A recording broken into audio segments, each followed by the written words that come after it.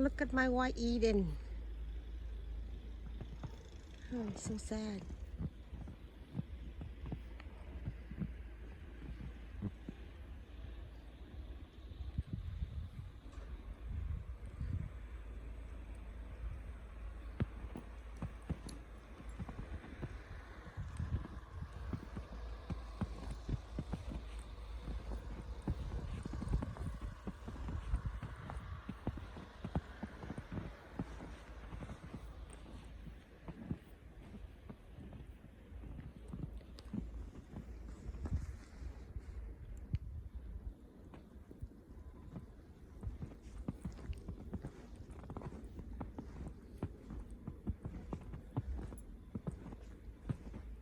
Trời tuyết đó, hôm nay tuyết sẽ rất là nhiều,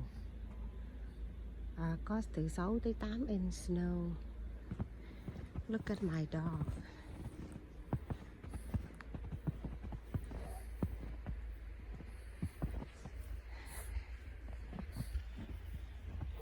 Okay, let's go inside. Bây giờ là 9 giờ sáng ngày thứ Sáu. Tuyết như vậy đây nó đã rơi từ đêm qua tới bữa nay rồi, và nó sẽ tiếp tục rơi tới khoảng 2 giờ chiều nay.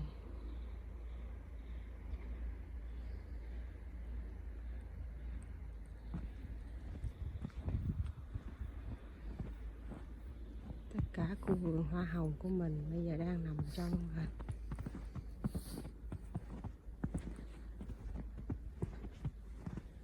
một vùng tuyết.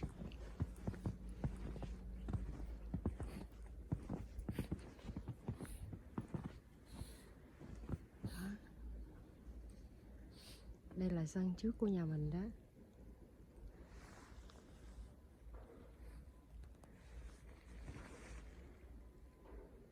Tuyết rơi rất là đẹp, nhưng mà nó rất là lạnh.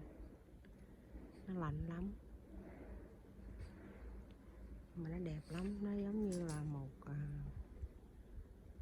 tại vì nó có nhiều cây thông nè, nó có nhiều cây thông to cho nên nhìn nó rất là đẹp.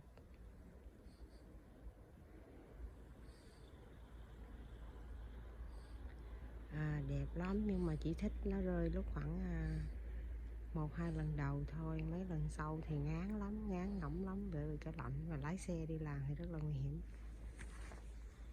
Thôi xin chào các bạn nha. Mình quay cho các bạn coi một tí xíu về tuyết thôi. Bây giờ mình đi vô nhà, mình cũng chuẩn bị mình đi làm đó. Đó, đẹp chưa? Rất là đẹp. Để bây giờ mình xiên mình đi ra phía sau cho các bạn coi nha. Đây là phía sau nhà mình ha. Thì đây là hai cái giàn hoa. This is my I have hai cái cây kêu là Kiss Me Key, ở bên đó nó sẽ trèo lên cái giàn này nè. Bên đây đó là White Eden, nó sẽ trèo lên cái giàn này. Và đây là phía sau nè. So this is my backyard.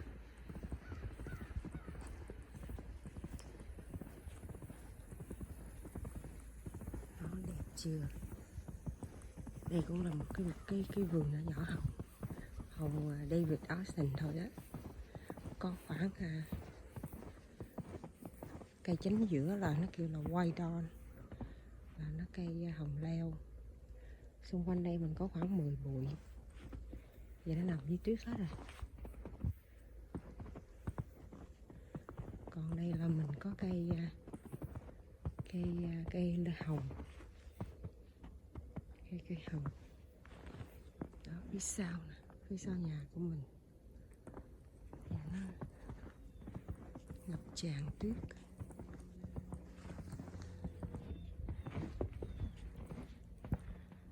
Phía sau này mùa hè mình làm tiệc ở ngoài này vui lắm.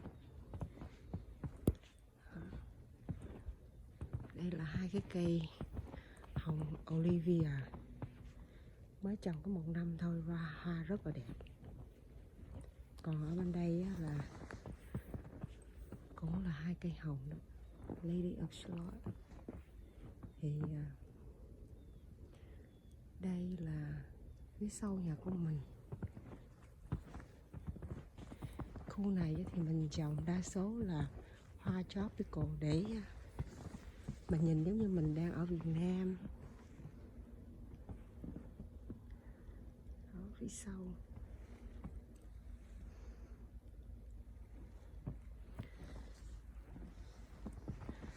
đẹp chưa? Bên đây bên hông nhà đây, và đây là cây hydrangeas rất là lớn. Đó, bên hông nhà mình đi lên.